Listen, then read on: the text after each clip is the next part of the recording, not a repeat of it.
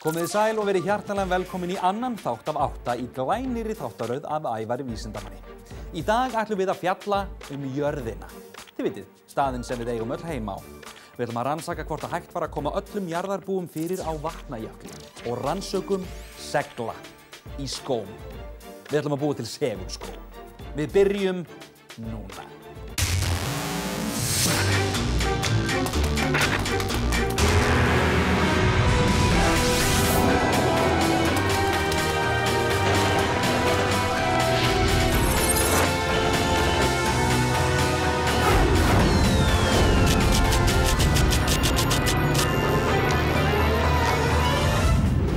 Vissir þú að jöklar þekja 10% alls þurrlendis á Íslandi? Og af þeim er Vatnajökull langstærstur. Hann þekur 8% af öllu landinu. Jöklar myndast þar sem meiri snjór safnast saman yfir veturinn en nær að bráðna þegar sumarið kemur. Það getur þó tekið langan tíma fyrir snjóinn að safna saman á stóru svæði og margt spilar inn í, eins og til dæmis veðurfar og hæð yfir sjávarmáli. Þess vegna myndast allir jöklarnir hátt upp í fjöllunum. Ég verð samt að taka það fram að þó að þú geymir snjóskafl í frystikistunni heima hjá þér yfir sumartíman, þá telst hún ekki vera jökull. Nei. Vísindavefur Háskóla Íslands, vísindavefur.is, fékk á dögunum áhugaverða spurningu. Hún er þessi. Kæmust allir í heiminum fyrir á Vatnajökli? Vatnajökull er gríðarstór, á því er engin vafi, en er hann nógu stór til að rúma alla jarðarbúa? Vísindavefurinn lagðist í mikla rannsóknarvinnu. Íbúar jarðar eru rétt rúmlega 7 milljarðar. Þar af eru það bil 27% börn yngri en 15 ára. Gerum ráð fyrir að allir jarðarbúar myndi langa keðju sem að hlykkjast fram á tilbaka nokkuð þétt, þannig að á hverjum fermetra komast fyrir 2 fullorðnir eða 4 börn. Börnin taka þá 472 ferkílómetra. Plássið sem fullorðnir taka eru hins vegar 2555 ferkílómetrar. Samtals gerir þetta í stuttu máli 3027,5 ferkílómetrar. Vatnajökull er hins vegar 8100 ferkílómetrar. Sem þýðir að jú, við gætum öll komist hér fyrir á jöklinum, hvert og eitt einasta mannsbarn. Þannig að ég legg til að næsta sumar þá bara fjölmennum við hérna á jökulinn og látum reyna á þetta áhugaverða stærðfræðidæmi. Munið bara taka úlpur með ykkur, það er frekar kalt. Það er nóg pláss hérna megin, sko. Komið bara.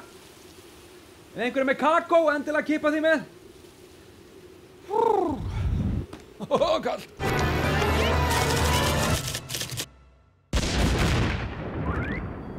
Andrúmsloftið, loftið í kringum okkur, það er fullt af efnum. Til dæmis köfnunarefni og súrefni. En við sjáum ekkert andrúmsloftið, er það nokkuð? Nei, það er eiginlega ósýnilegt fyrir okkur. Já, og hér ofan í erum við líka með fullt af efni. Og þetta efni, það er líka ósýnilegt. Hvað erum við með hérna, Adam? Hér erum við mjög þungt gas og þó við sjáum það ekki, þá er þetta tróðfullt af þessu þunga gasi. Hvernig getum við séð það eiginlega? Við getum prófað að til dæmis setja ský ofan á. Ok, hvað ertu með? Hér er ég með þurrís og heitt vatn og ef maður setur þurrís út í vatn þá þéttist vatnsgufa og við myndum eiginlega bara ský. Ná. Vá, þetta er mjög flott. Prófum að setja hérna yfir. Sjáu þið hvernig reykurinn flýtur ofan á. Þetta er eiginlega alveg magnað.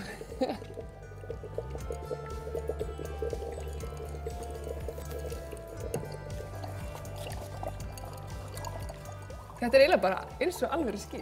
Já. Mér langar eiginlega svolítið að fá mér smá sopa á þessu. Gasið sem er í ofan í, þungagasið, það er alveg óhvarfgjarnt. Þannig að það er allt í lagi að anda því að sér. En þegar maður er búinn að anda að sér svona þungu gasi, þá breytist röddin á manni aðeins. Það breytist tíðnin á röddinni. En þetta er líka alveg bragðlaust gas. Þetta er eiginlega mjög fyndið. Má bjóða þér að sopa þetta? Já takk, ég er alveg til í að smakka þetta.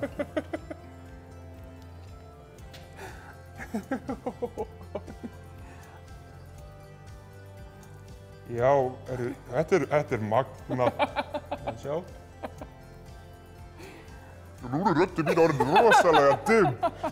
En þetta út af því að loftið að fara hægar yfir raddböndin. Þetta eiginlega uppáhaldsefni mitt. Mitt líka.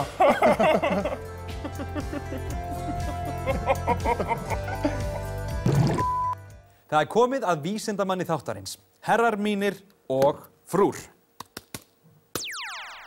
Carl von Linné. Carl von Linné hefur einnig verið þekktur sem Carl Linnaeus eða Carolus Linnaeus. En við skulum bara kalla hann, kallum hann bara Carl. Carl fæddist árið 1707 og hefur oft verið kallaður faðir flokkunarfræðinnar. Hann fann upp svokallað tvínafnakerfi sem nú notað til flokkunar á öllum lífverum. En ekki nóg með það, Carl hafði líka mikinn áhuga á bönunum. Takk fyrir kærlega, ég kem betur á því og eftir. Frá unga aldri hafði hann brennandi áhuga á náttúrufræðum og þó sérstaklega á plöntum og nafngiftum þeirra. Árið 1735 lauk hann námi í læknisfræði þrátt fyrir að raunverulegur áhugi hans beindist að grasa- og flokkunarfræði. En það virkaði þó ágætlega saman, því á þessum tíma var það nauðsynlegt að læknar kynnu ýmislegt í grasafræði og þekktu vel til lækningajurta.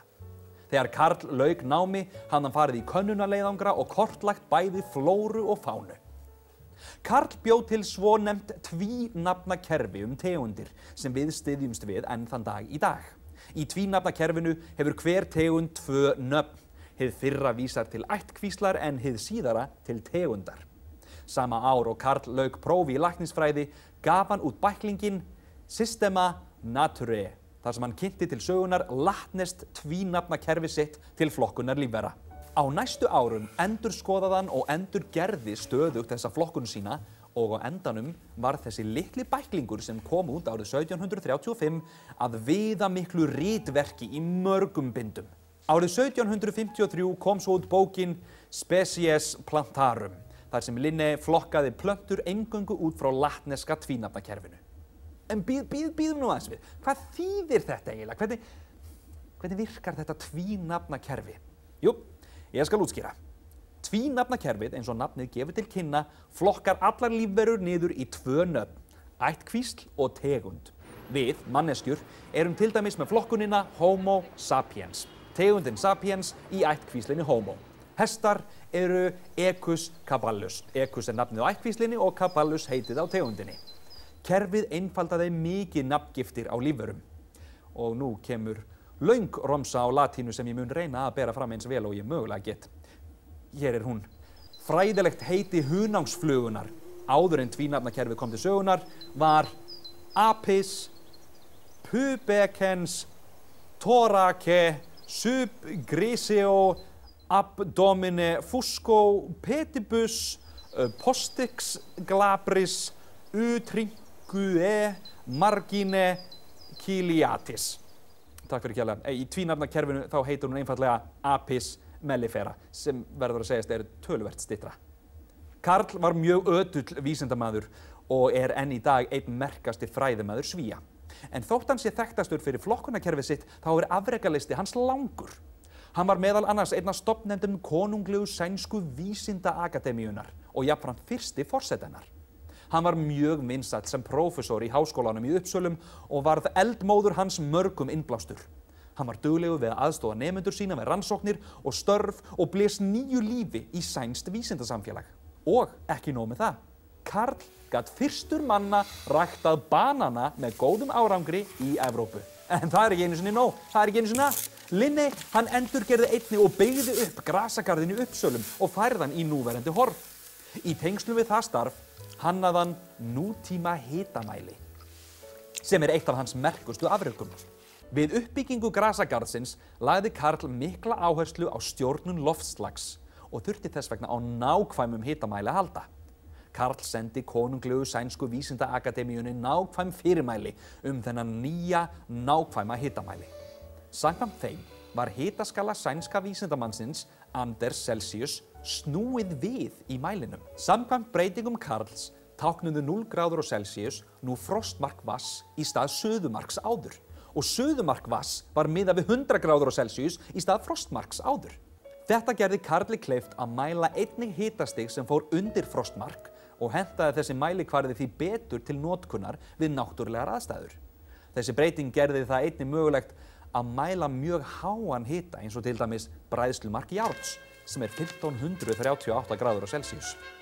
Árið 1757 var Karl sleginn til riddara fyrir störf sín í þágu vísindana og tók þá upp nafnið Carl von Linné í stað Karl Linnaeus áður. Hann lést 10. janúar árið 1778, 70 ára að aldri. Á lífsleiðinni gaf hann út meira en 70 bækur og 300 vísindagreinar og umbylti flokkunarfræðinni sem vísindagrein. En eins og hann orðaði það sjálfur, Guð skapaði, Linné flokkaði.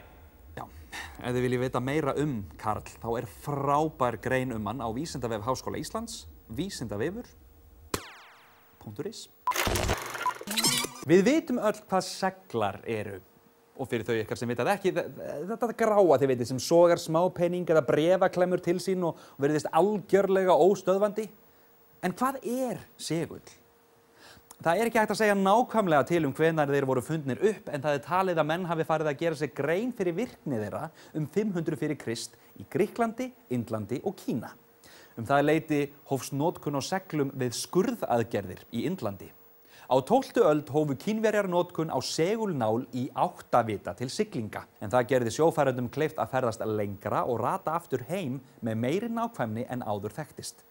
Segulnál í áttavita lítill segull sem komið þannig fyrir að hann getur snúist frjáls. Þar sem jörðin einn risastór segull með skaut á norður- og suðurpól, leggst segulnálin þannig að hún vísar á norðurpól jarðar. En hvernig virka seglar? Jú, á hverjum segli eru 2 skaut, norðurskaut og suðurskaut, alveg eins og pólarnir. Norðurskaut á einum segli og suðurskaut á öðrum dragast hvort að öðru, á meðan norður og norður vilja ekki sjá hvort annað og hrinda hvort öðru frá sér.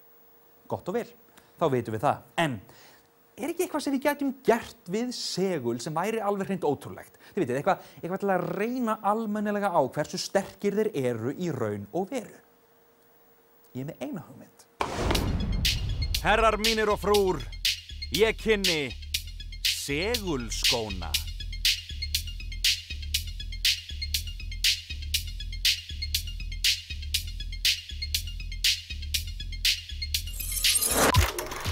Komið þið sæl og velkomin í gáminn.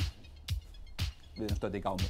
Við erum í gámaþjónustunni á Völlunum í Hafnarfirði og hér ætla ég að reyna að labba á hvolfi. Það greinilega verið að vinna í hinum ýmsu verkefnum hérna allt í kringum okkur og við vonum að við truflum ekki.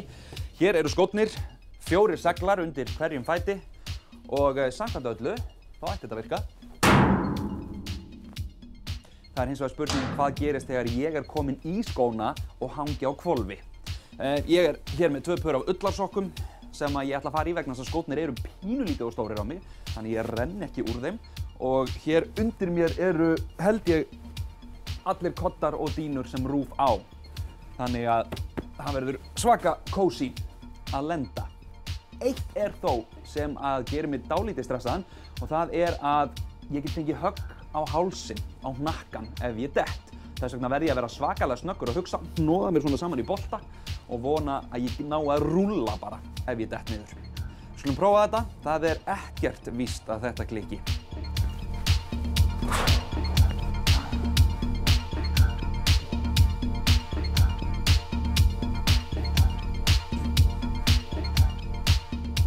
En ég ekki einn. Í svona tilraun þá þarf maður almennilegt aðstoðarfólk. Planið þetta. Ég ætla að fara hérna upp á þennan stillansa. Svo ætlar hún Brandís að draga hann í burtu þegar ég búinn að koma fótunum fyrir og svo ætlar Pétur að halda við mig og ýta svo dýnum undir þannig að ef ég dett þá lendi ég vonandi á mjúkum dýnum eða mjúkum Pétri. Ég ekki alveg viss með þetta, við skulum prófa.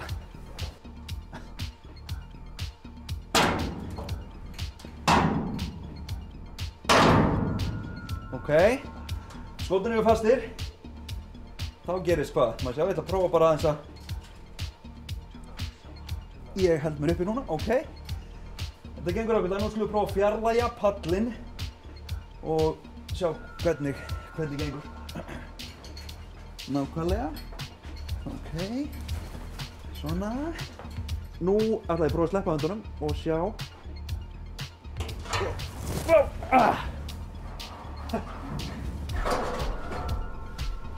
Ég held við erum að prófa þetta aftur. Þetta gekk ágætlega, en við getum gert betur. Prófum aftur. Eins og þið sjáið er alveg á hreinu að þessa tilraun gæti ég ekki gert einn. En leið og ég sleppi höndunum og læt allan þunga á skóna gerist þetta. Æja. Þetta er þriðja tilraun. Við skulum sjá hvernig þetta mun ganga núna. Ég er búinn að detta tvisvar, þannig að ég er búinn að komast að því að það er ekkert svo hræðilegt. Þessir púðar eru einstaklega mjúkir. Við erum búin að setja málmplötu hérna ofan á gáminn til að reyna að þykkja þetta pínulítið. Við skulum sjá hvort að það hafi einhver áhrif yfir höfuð. Ok, það er alltaf að gerast þetta. Mér líður mjög vel hjá þér, Pétur.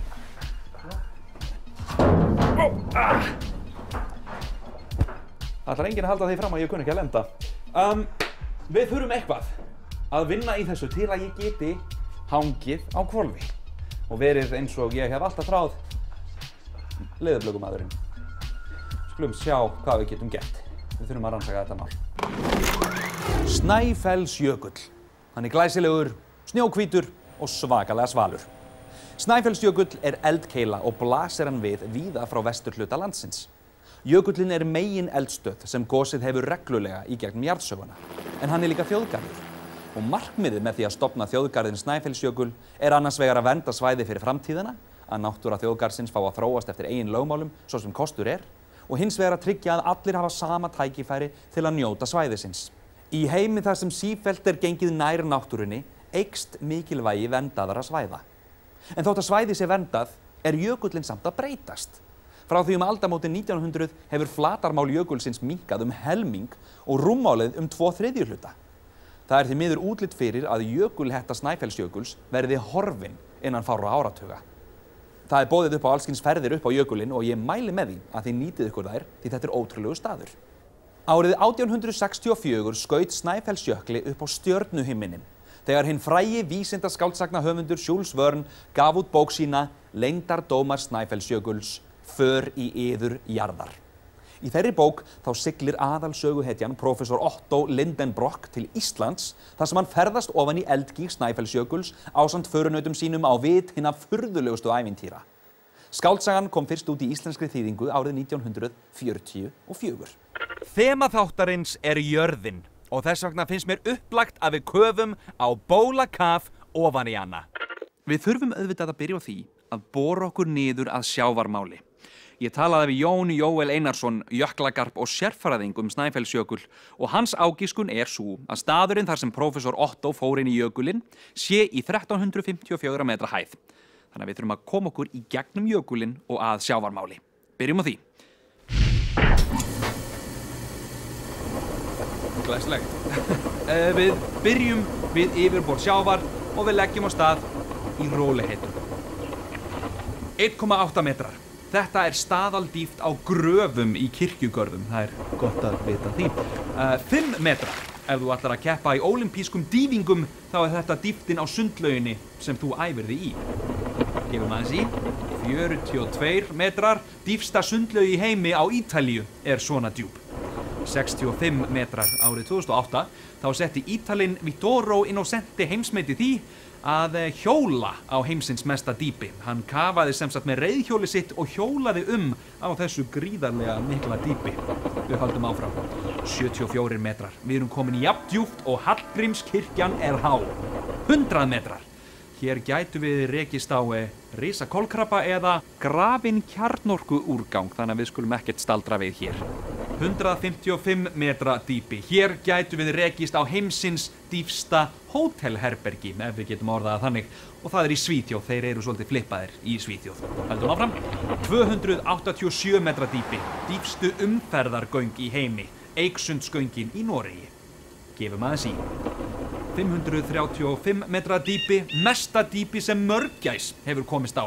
Hún var lítil og kvenkyns kongamörgæs eða emperor mörgæs. 1000 metra dýpi, 1 kílómetr. Hér er þrýstingurinn gríðarmikill, jafn mikill og ef 4 fílar væru ofan á höfðina á þér, sem nemur 28 tonnum. 2190 metrar, dýpsti hellir sem vitað staðsettur í Georgíu. 2500 metrar, dýpsta rannsóknarstofa í heimi, hún í Kína. 3680 metra dýpi, meðaldýpt allra hafa í heiminum. Við komin á svakalegt dýpi. Köfum lengra. 3800 metra dýpi, Titanic skipið liggur hér. 3900 metra dýpi, við mennirnir, við höfum ekki farið dýpra ofan í jörðina en hingað. 4600 metra dýpi. Plastrusl frá okkur mönnunum hefur fundist á þessu dýpi í sjónum. 6000 metrar, 6 kílómetrar. Þetta meðaldýpt á úthafsskorpu jarðar. Gefum í. 16 kílómetra dýpi, þetta dýpið sem að kafbátur Nemo kapteins kemst á í sögunni sem Jules Verne skrifaði hann. En í raunveruleikanum, þá ekkert haf svona djúpt. Það bara jörð allstaðar núna. 30 kílómetra dýpi. Mohó-mörkin svokölluðu. Þetta skilin milli jarðskorpunnar og Möttuls. 50 kílómetra dýpi. Hér voru upptök jarðskjálftans sem skók Indland, Nepal, Bangladesh og Suður Tíbet árið 2011. 70 kílómetra dýpi. Flestir jarðskjálftar síðustu árin eiga upptök sín á 0 til 70.000 metra dýpi. Nokkurn veginn hér. 150 kílómetra dýpi. Við komin á demantasvæði. Hér verða demantar til við gríðarlega mikinn þrýsting og þeir berast meðal annars upp að yfirborðinu í sprengigosum sem eiga upptök sín á miklu dýpi.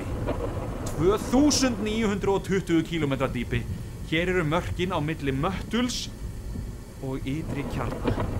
4140 kílómetra dýpi. Hér mörkin á milli ytri og innri kjarna og 6370 kílómetra dýpi. Við höfum náð að miðju jarðar. Þrýstingurinn hér gríðarlegur. 3,6 milljón loftþyngdir sem jafngildir því að hafa 47.700 fíla á höfðun á sér eða 334.000 tonn. Sko, í raun má segja að jörðin sé eins og egg. Skurnin skorpan, undir skurninni örþunn himna sem gæti táknað deigkvelið sem skorpan liggur á og í raun efsti hluti Möttuls og möttullinn svo hvítan og kjarninn rauðan. Ytri kjarninn fljótandi en annað í föstu formi. Til hamingju, við komin að miðju jarðar.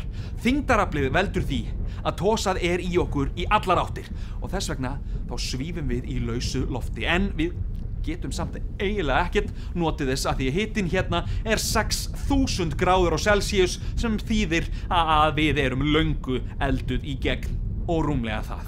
En bíðum nú aðeins við. Hvernig í ósköpunum vita vísindamenn þetta allt saman ef þeir hafa bara að bora sig niður á 12 kílómetra dýpi?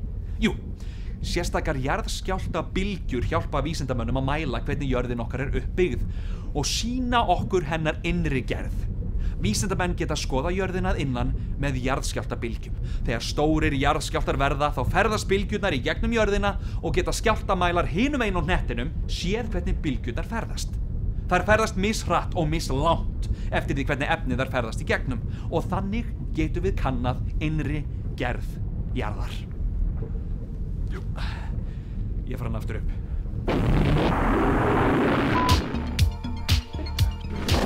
Jæja, loka tilraun með segulskóna. Við vissum ekki alveg hvað við áttum að gera þannig við hringdum í vin eins og þeir gera í útsværinu. Sæþór hjá Icewind sem reddað okkur þessum seglum. Við heimsóttum hann einmitt í fyrra í þáttunum okkar og hann svolítið segla sérfræðingur. Hann veit nákvæmlega hvað hann að tala Eitt af því sem hann bent okkur á var að búslóðagámurinn var að öllum líkindum allt of þunnur, bara kannski 2 millimetrar á þykkt. Við þurfum miklu þykkara járn sem við ætlum að líma okkur við. Þannig að við komin hér í iðurrúf, koddar og dýnur og annað mjúkt hefur fyllt okkur hingað niður og hér komin þykkari plata upp í loftið, loka tilraun. Þetta verður bara að ganga núna, þetta búið að taka allt of langan tíma. Við skulum byrja. Svona. Þetta samanburðartilraun. Pétur enn til staðar til að hjálpa mér, en í þetta skiptið þá sleppum við öllum pöllum og ég bara híf mig upp. Skórnir læstir og það komið að því. Ef þetta tekst ekki núna, verður allt þetta erfiði til einskis.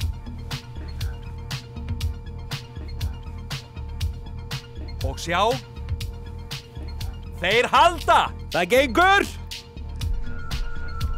Maður græðir greinilega á því að hringja í vin. Takk, Sæþór, fyrir hjálpina.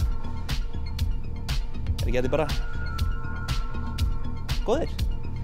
Það er nauðsynlegt að hanga stundum. Bara það er gott að hanga. Nú veit ég hvernig þvotti líður á snúru. Ekkert sérstaklega vel. Þetta eiginlega virkar of vel. Herra minnur og frúr, ég ætla að gera það mig. Þetta virkar. Samanburðartilraunin Svín virkar. Finn hvernig blóðið er að streyma upp í höfuðið á mér.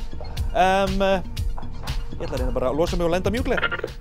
Þættinum er lokið. Ég vil þakka Vísindavef Háskóla Íslands, vísindavefur.is og leið minn ykkur á heimasíðu þáttarins, krakkarúv.is/Ævar. Þar getið þið séð alla þættina mína og líka hlustað á útvarpsþættina mína, Vísindavarpið. Við sjáumst í næstu viku.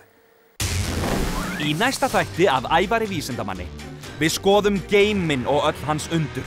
Vísindamaður þáttarins er fyrsta konan sem fór út í geim. Við skoðum Hubble sjónaukan, veltum því fyrir okkur hvar allar geimverurnar séu, rannsökum hvað gerist ef geimfari deyr í geimnum og svo tek ég viðtal við alvöru geimfara. Við sjáumst í næstu viku.